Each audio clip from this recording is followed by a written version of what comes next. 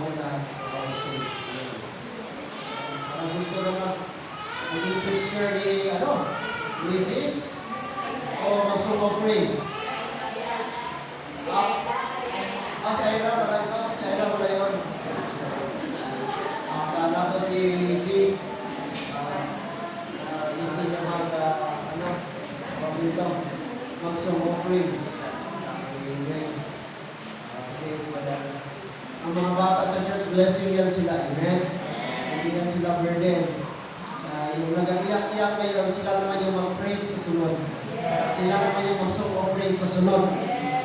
Kaya, in fact, Jesus Christ said, "Let the little children come unto me, for there's the kingdom of heaven." No? Din ni Jesus Christ sa kanila. Kung ang mga adult important, gano'n din ang mga bata. No? Kaya, it's a blessing. Sabi nga, kung hindi kayo mag-swimming, sige, mag-reproduce na lang kayo. Kung tamad kayo mag-swimming na, mag-reproduce na lang.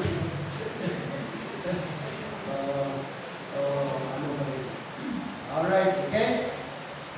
Sayang, may picture tayo ngayong hapon. And kahit anong minsan, kahit anong sabi ng pastor, balik tayo sa hapon. Minsan may mga members pa rin na Sunday morning lang. Actually, hindi ito kinder, naka-morning lang. Dapat sana kung galingin natin Sunday morning, Sunday afternoon.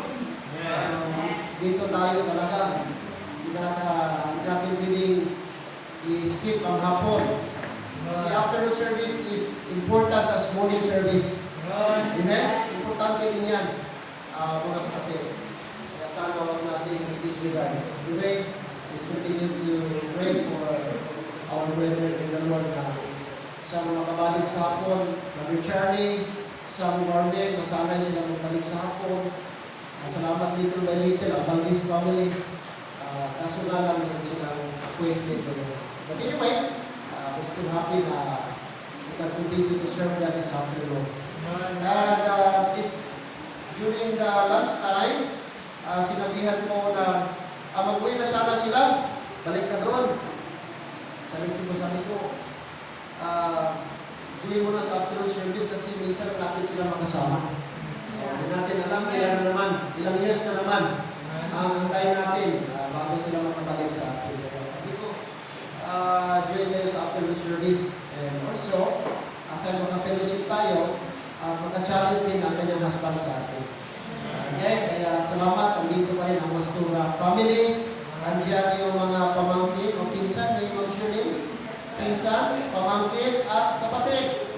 Actually, ang kanilang greatest goal sana, ang kanyang mama makasama at kapatid. Pero hindi pa alam ng Panginoon, hindi someday. Anyway, mga kapatid, blessing pa rin na nakasama natin sila, pati na yung kanyang mga pinsan. So this afternoon, it's a blessing mga kapatid na kasama natin sila, and of course, Father Risto, Dear Risto Brad. Okay, so ilang naman lang. Actually, kahapon, i-ambos ko ito. Sabi ko, magbigay ka ng short meditation sa ating devotional. While waiting sa sasakyan, salamat pumayag naman. Ganun dapat ang Christian. Kung ang mga Boy Scout, laging handa. Ganun din ang Christian. Laging handa. Laging available. Ang police at army, ang kanilang motto, Brad, obey first before you complain. Di ka pwede mag-complain, dapat obey ka muna. Pero ang Christian, hindi ganon. Obey and never complain. So, ganon tayo. Isang privilege, makarinig tayo, ma-challenge tayo this afternoon. Hindi man ito pastor, hindi missionary, baka one of these days. Preacher, kapatid, ating welcome, Brother Listo, Pastora. Brother Listo, God bless, and challenge this afternoon. Kayo na rin, Amen. Good afternoon, everyone. Thank you once again, Pastor Leonard, for this great opportunity to preach in your pulpit. And thank you, church, for praying for us.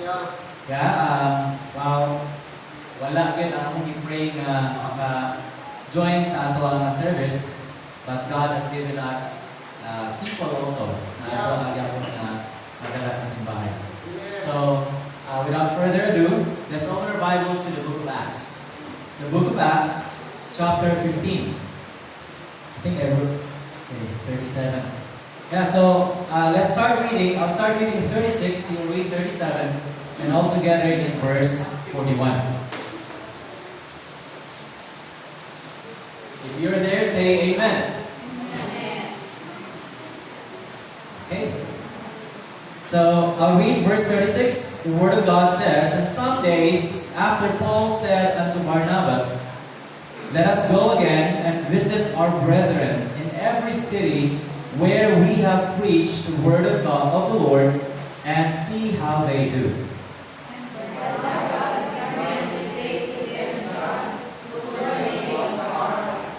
But Paul thought not good to take him with them, who departed from them from Pamphylia, and went not with them to the work.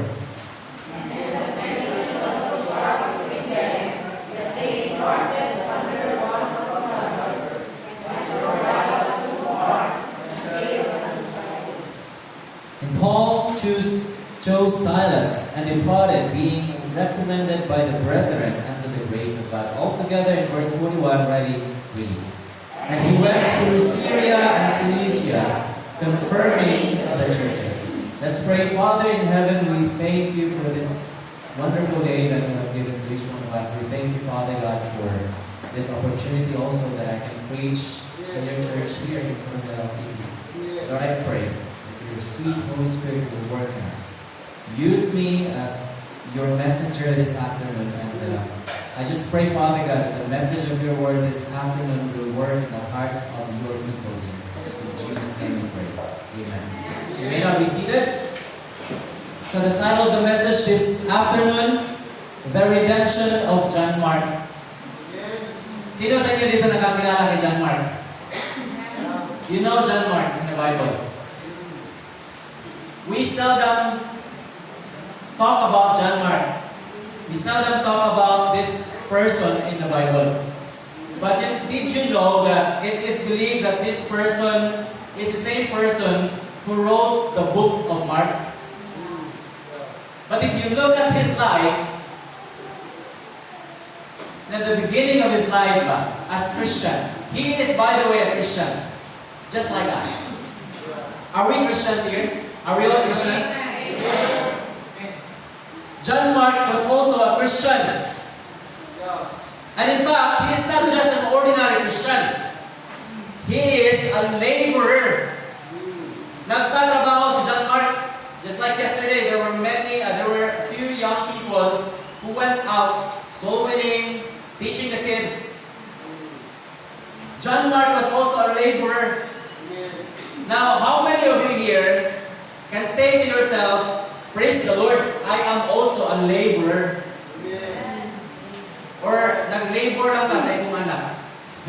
Or nag-labor lang ka sa balay? Or nag-labor lang ka sa trabaho? But you are not a laborer of the Lord. There's a difference, by the way. Pwede kang nagtatrabaho sa mundo, dito sa kalibutan, pero wala kang nagtrabaho para sa Ginoo. So, this afternoon, we'll be talking about three things. And we'll be more focused on the life of John Mark. Because here, we see that there were contentions, may pag-aaway dito na nangyayari. Seldom in the Bible, we see fightings between Christians. Much more, Christian leaders. No? So, there were part of Galatia, in the book of Galatia, where Paul stood Peter in the face.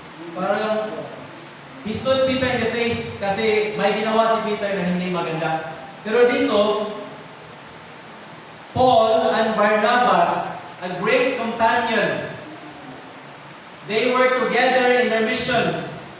And yet, they had a great argument because of this person. And why is that? So, let's talk about the first point. Oops. Okay, here, dito pala. The redemption, or his disqualification. Why was John Mark disqualified? Now, let's read again 37. Sabi dito, and Barnabas determined to take with them John, whose surname was Mark. But si Paul, ang sabi ni Paul, but Paul thought it not good to take him with them. Kung sa Bisaya pa, ang gisulti ni Paul, wa na'y ayaw tawhana. Di na magamit sa ministry. And maybe you thought of yourself as a no good person. Like, you're just a simple Christian. You're like a nobody in the church. But hey, Christians, you are not a nobody. If you have Jesus Christ in you, you are not a nobody. You have been bought by the precious blood of Jesus Christ. And that blood, when it cleanses your sins, you become a somebody. You become a child of God. You know, when we look at those celebrities, or let's just focus lang sa pinakaduol din, Manny Pacquiao. Wala siguro dili, wala nakakilala ni Manny Pacquiao, no? Tanan ka nakailala ni Manny Pacquiao. Kung makakita ka sa iyang anak, if there will be an opportunity for you to take a picture with his children, will you grab that opportunity? Will you? Siguro, no? You would like to have a picture with Manny Pacquiao's son? Why? Because you think highly of them. But why is it that you, Christian, sinabi ng Panginoon, anak ka na ng Panginoon, sinabi dito sa Biblia, anak ka na ng Panginoon, but you think of yourself so low, like you're just a nobody. Let's not be like that. But di man pwede na maging proud ka, di ba? Di man na pwede. So, we need to mix kanang proud ka na anak na sa Ginoo, at the same time, humble pa rin. Right? So, tinuro rin yan sa Biblia. We ought to be proud that we are children of God. But here, let's look at, balik tayo dito. Na-disqualify siya, why? Because of his previous mistakes. So, and Barnabas determined to take them with them John, whose surname was, but Paul thought not good to take him with them, who departed from them from Pamphylia. Kasi iniwan sila ni John Mark. May bitterness pa sa heart ni Paul. That person is no good for the ministry. Iniwan tayo. Now, there were some who left. May mga kakilala ba kayo na, andun na sa kabila? Or andun na sa iba? Yes. But thank God you stayed. But there were some who left and who came back. Right? May iba naman, huminto, pero bumalik rin. And, mind you, in just a snap of a finger, it can happen to you. What happened to John Mark may happen to you as well. Sabi dito, departed from them from Pamphylia and went not with them to the work. Hindi na siya sumama. Meron ba ditong they joined soul winning drive before, but now wala na, hindi na sumali? Or maybe ikaw yan ngayon. You were on fire para sa ministry ng Panginoon. You were on fire winning souls for God. And now, napalong na ang uling. Wala nang baga. I remember yesterday, Pastor, when we went back to Lampugon, the first thing that Eli did, or the first few things that Eli did, my son, was to soak a chick in water. Kawawa yung piso. So, nilagay ko siya doon sa tabi ng kalan where there was fire. And after the morning came, wala na. Ano na yung chick? Wala na siyang basa, pero nakagana na ako. Nakagana na yung chick. Hindi ko alam kung mabubuhay ba yun or ewan ko. But you know what, Christians? Do not neglect those people that might pay you a visit. Now, I'm ahead of myself, but before I go there, before I move on statement, I'll just finish here. Always remember, failures can disqualify you. You know, there are many Christians, or even our young ones now, they don't think that when they commit mistake, they won't think as if they can just move forward without consequences. Remember, Christians, when you commit mistake, always and always there will be consequences. Mga young people ngayon, or even yung mga mature na, pero di pa mature sa isip. When consequences comes, sino yung i-blame? Yung Panginoon. Lord, sabi mo, Lord, if I serve you, Lord, maging ganito yung buhay ko. Yes, yes. Nagsiserve ka kay Lord, pero may mga side hustle ka. Anong ibig sabihin nun? Yung isang paa mo, nasa service ng Panginoon, pero yung isang paa mo, andun sa demonyo. May mga side quest, kumbaga. May mga side hustle. And Christian, di yan pwede. If you are in the Lord, you should be in the Lord fully. Kung gusto mo doon sa demonyo, doon ka na lang. Pero I encourage you this afternoon. Sabi ni Joshua, "But as for me and my house, I will serve the Lord."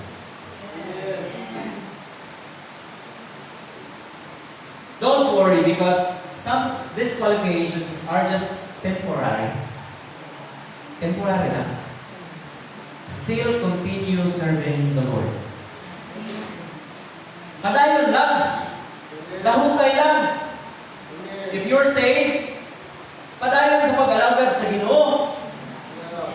Hello? Padayon ka. Now, secondly, like I said, I was ahead of myself.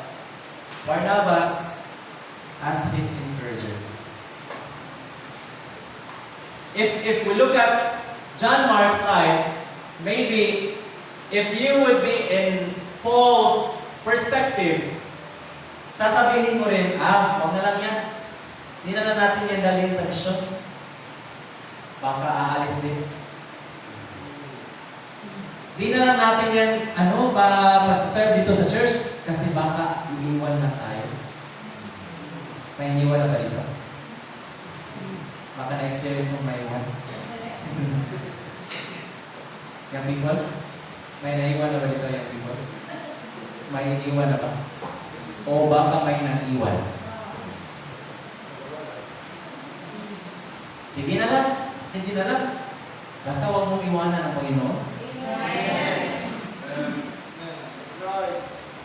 And you know what? We thank the Lord because God has given us pastor to encourage us. You know, when pastor pays you a visit, or when the man of the church pays you a visit, just in case it will happen to you. Just in case Just in case it happens to you, that medyo manlamig ka sa iyong pag-serve ng Panginoon, di ka na mag-attend sa church, just in case if Pastor or Ma'am Vic pays you a visit, receive them wholeheartedly. Tanggapin niyo yung encouragement nila and continue in the service to the Lord. Or maybe you have someone in mind that you need to be a Barnabas to.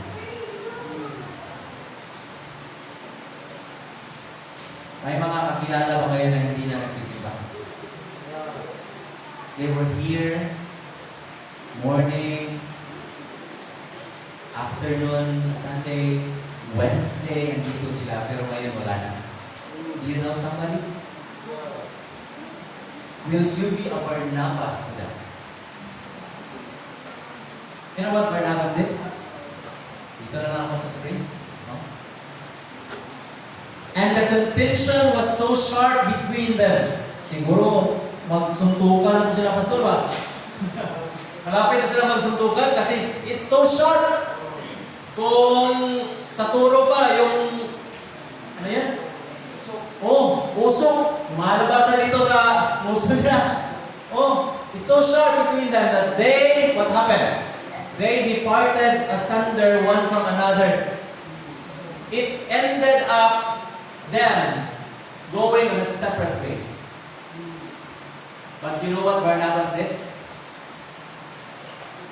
And so, Barnabas took Mark and sailed unto Cyprus. Sino yung nag-encourage kay Mark? It was Barnabas. He was being true to the meaning of his name, meaning the son of consolation or the encourager. Will you be an encourager? Christian. Siguro you need to, move on sa imong Christian life. You need to just get up from where you are sitting right now and pay that person a visit. And tell them, balik ta sa simbahan. Nindot lagi ang Christian life. Let's just serve the Lord. Alam niyo yung nindot ang Christian life? That's what Pastor Ket always says. Kasi nindot ang Christian life. Nami ang Kristohanon ng kinabuhi. Tuod-tuod man, damo sa pagsulay. Tuod, damo sa problema. Pero sino man ang mga problema, Pastor? Ma-Christian man ka, o dili ka Christian, may problema, oy!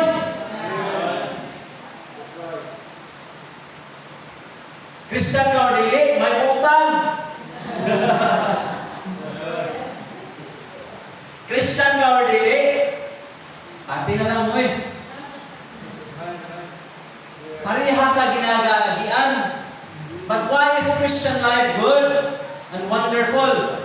First of all, because you have Jesus Christ with you. You're not doing the things that you're doing alone. You're not struggling alone. Sabi ng Panginoon in 1 Peter 5:7, casting all your cares upon your friends. Or you cast all your cares to Facebook, feeling sad. Nag-note agad. Nag-note agad. Suko, lagot mode.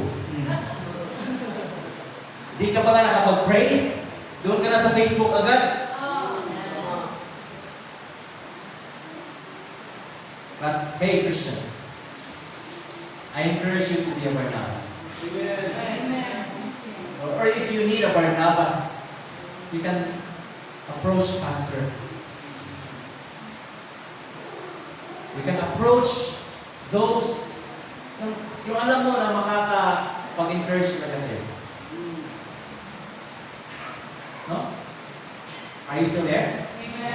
Hinang mo tatagal. Don't worry. And here's a wonderful statement that I'd love to.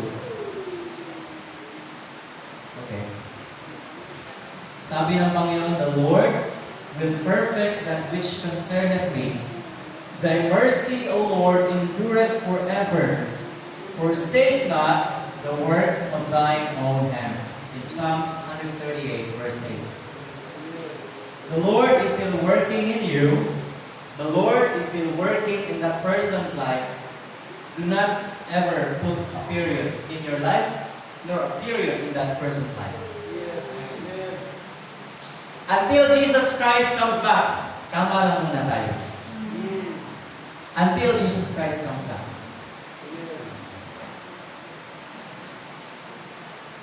I always wonder, I had a conversation with one of our extension pastor there sa Bukit Pastor.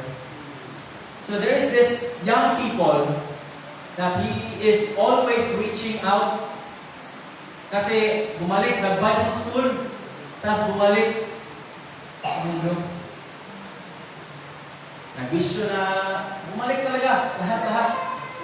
Na-backslide talaga. You know, the statement or his statement that really struck me was this: maningkamot manggani ang yawa o bira sa mga Kristohanon. Nganong kita, di man ta maningkamot o bira nila pabalik sa Ginoo? The devil is working double time para ka mabackslide, para ka maundan sa pagsimba. And yet your fellow churchmate, siguro may na-discourage lang. And you ultimately, put them down. I hope wala tayo dito na ganyang mga isip. Let us be an encourager. Let us be an encourager. Why? We are all a product of grace. And grace will invest in you when others won't. The same grace that has been given to me, it has also been given to you and to that person that is down right now. You show that same grace to them. Or maybe, if you need that grace right now, you will not understand truly what grace is if you are not saved. And you cannot understand it. So, if you are here this afternoon, and you will, just think, if you die right at this moment, my question, are you sure that your soul will go to heaven? Because if not, in the invitation that will be given, make sure that you approach Pastor Leonard. You approach those people that you know you can trust and ask them how you can be saved. Lastly, His redemption. We all have redemption, right? We all have redemption moment in our lives. Maybe some of us are hooked into drugs, hooked into vices, or whatever kind of situation that you have been hooked into before. But because of the grace of God, we have been redeemed.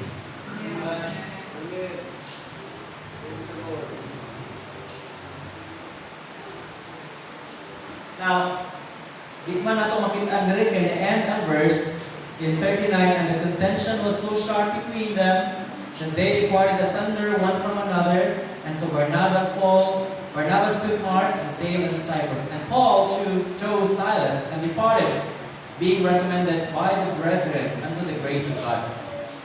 And he went through Syria and Cilicia, confirming the churches. Parang the end na ng story ni John Mark, right? In Paul's life, it seems like it was already the end of his life. It was already the end sa ministry ni John Mark. But no. Go with me in 1 Timothy. Or is it 1 Timothy? 2 Timothy 4:11. 2 Timothy 4:11.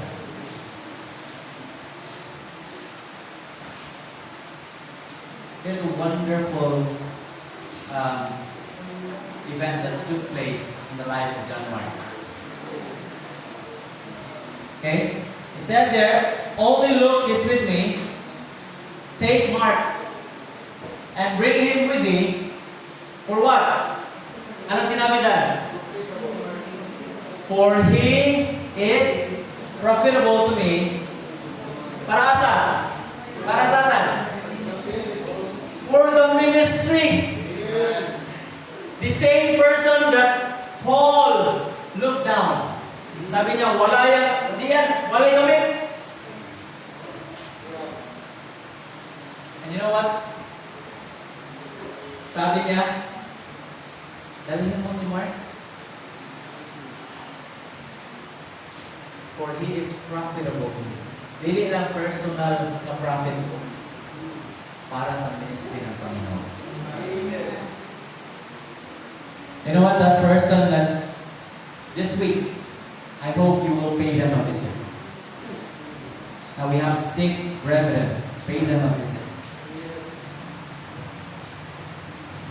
If you cannot, pray for them. But if you have that opportunity to go, you pay them a visit. Maybe that person will become profitable in the ministry in the future. Because you visited them. Now what are you doing? Are you being Paul at this moment? Now I'm not blaming Paul on what he did in Acts. He was just maybe overwhelmed lang siya sa kanyang feelings. But, you know, when we commit mistake, it is good that we acknowledge our mistakes. And here we understand clearly that Paul truly acknowledged his mistakes. Sabi niya dun sa Acts, he is nothing, he is nobody. But sabi niya dito, he is profitable. My question also, do you want to be profitable in the ministry?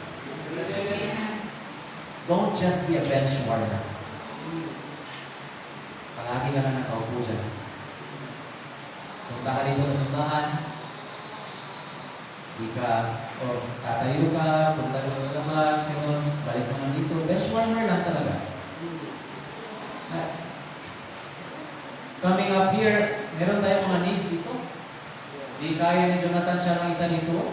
Kasi ano? Punta siya dito, punta siya doon, punta siya doon. Inisa. Oh, nagpayat na si Jonathan. You know, just be available for the Lord. And the good thing about Mark, hindi siya nagtanim ng resentment towards Paul. Siguro kung if you have been discouraged kasi this person did this and did that, i-pray mo yan kay Lord. Huwag kang magtanim ng resentment.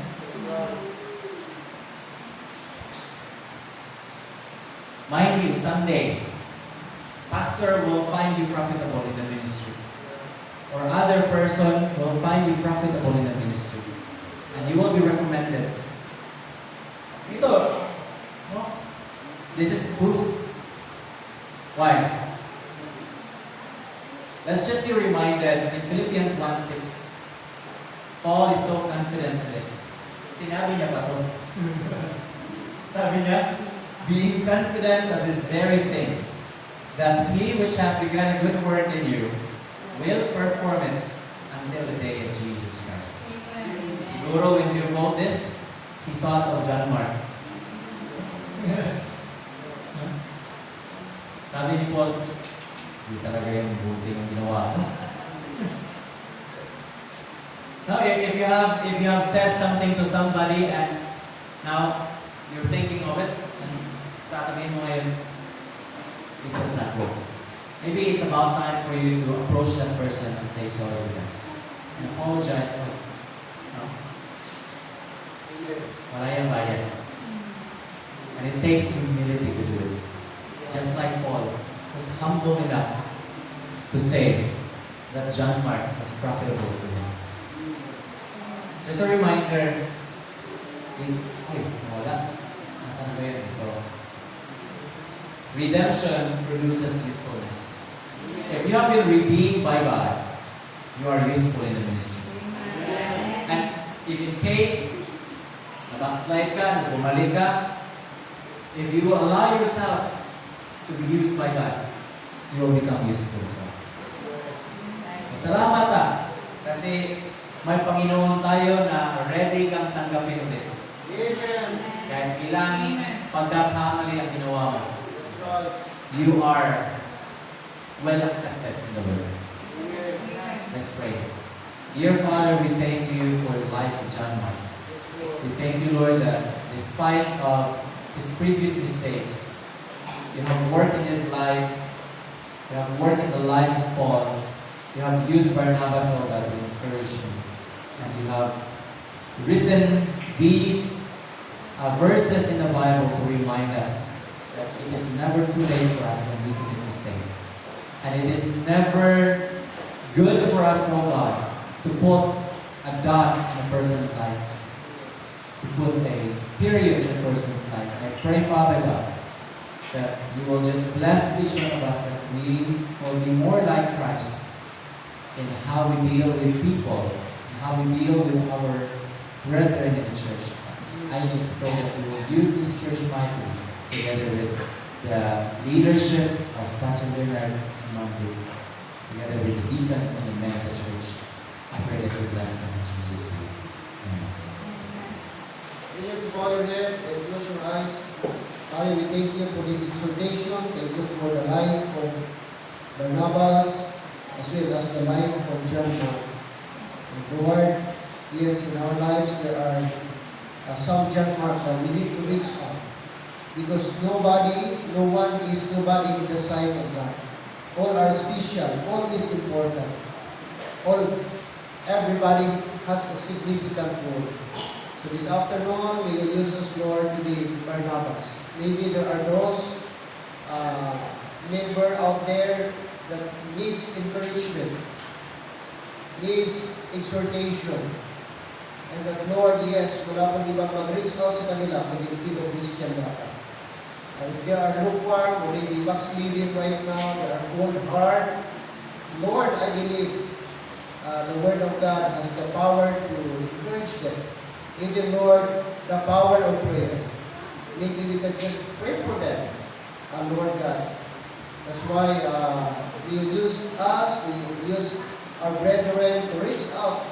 Some of our members who are cold, who are, Lord, will see backsliding. And I thank you, Lord, that some of our members are being restored little by little.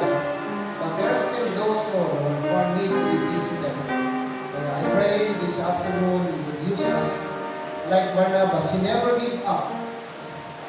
He never gave up on John Mark. Paul gave it up. Paul just already, he is nobody, he cannot be used in the ministry. But thank God there is Barnabas who refused to say no. Who refused, no. This man can be used by God. This man can be profitable so one day. And Lord, hindi ko siya nagkamali. One day, John Mark became profitable in the ministry. That's why today, this afternoon, Lord, may you help us. Every member of this church is important.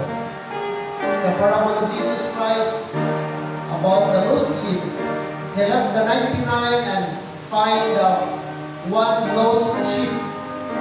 Because every sheep is important. Sing with us, Lord, in our church. Yes, normally we were solid, we were, Lord,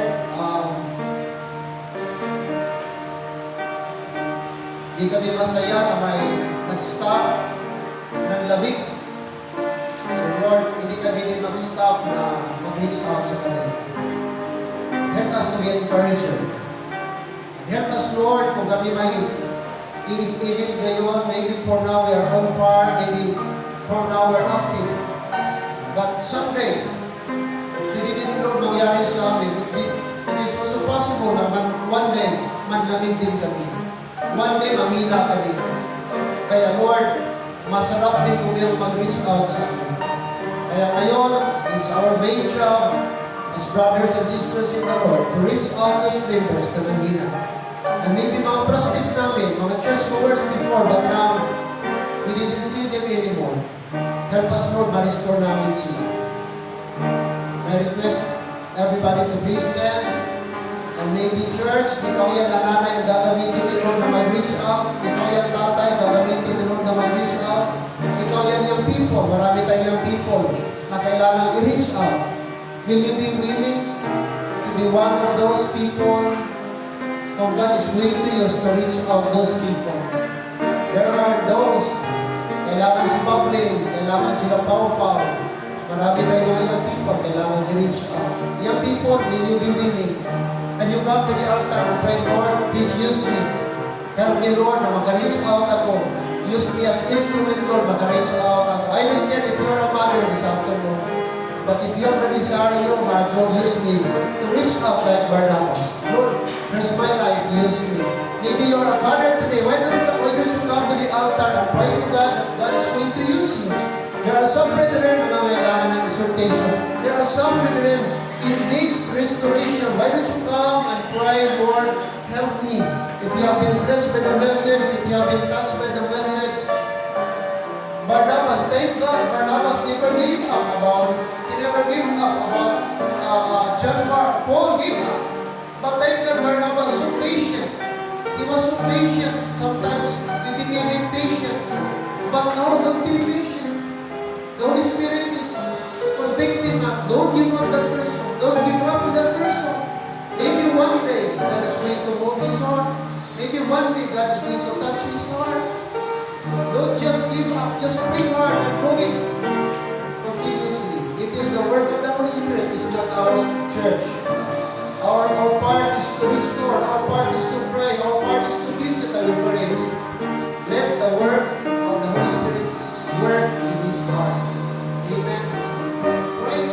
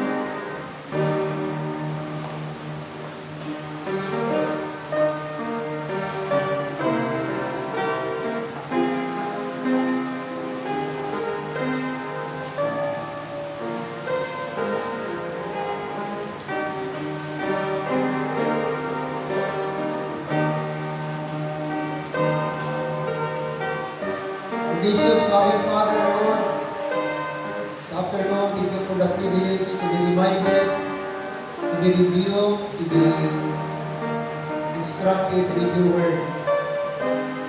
Lord, help us not to give up. Help us, Lord, not to back up. Yes, we fail. We admit many times we fail. Lord, we do not do our commitment. But thank you again for reminding us this afternoon. I pray that, Lord, this time around, we will be able to do it with your help and with your grace. And Lord, we need to reach out those people. We need to visit them again. Some of our members, some of our church goers. We need to do some follow-ups. It's not enough to pray for them. Yes, prayer is good, but personal visit also is important. That's why I pray for all the ladies, help them to do the same thing. Lord, to perform, to pay a big visit, an important visitation. I pray for our men that they will get involved and will be on fire in our visitation. Saturday is not enough. I do pray that all our men will involve in our Thursday night visitation. Likewise, our young people, help them, Lord, to get involved in visitation, especially now during summer. I pray that they can give ample time for visitation. There are a lot of young people that needs to be visited. That's why I pray, Lord, that you will use us. The good people, Lord, the unsaved world is so busy. Satan is doubling his time, working hard to distract, to get these people, Lord, to na maging inactive.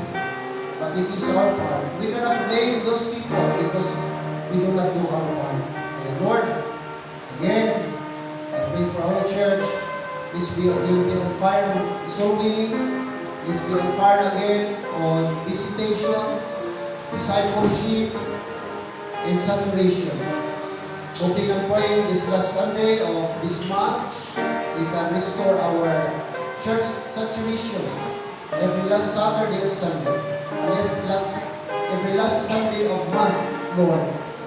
Lalabas kami muli, barangay to barangay, purok after purok, giving gospel tracts and soul winning. Lord, this is very important. This is the most vital part and ministry of the church is to reach out the lost people. You put us here in Coronadal for a purpose.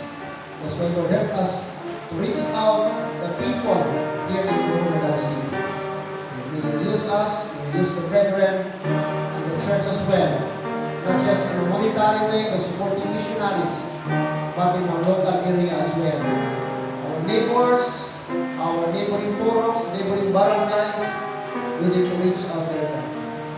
Father, we thank you once again.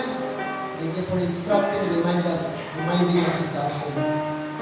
We give you back glory, honor, and thanksgiving. In Christ's name we pray. Amen. Amen. Are you blessed? Amen? Thank you, Brother Nestor. Just a very short message, okay? Exhortation, but that is true. Amen? Thank God we have Barnabas. We never give up. No? Sometimes it's easy for us to give up. But thank God, Barnabas. And here in 2 Timothy chapter 4:11, Apostle Paul here realized how important John Mark is. Okay?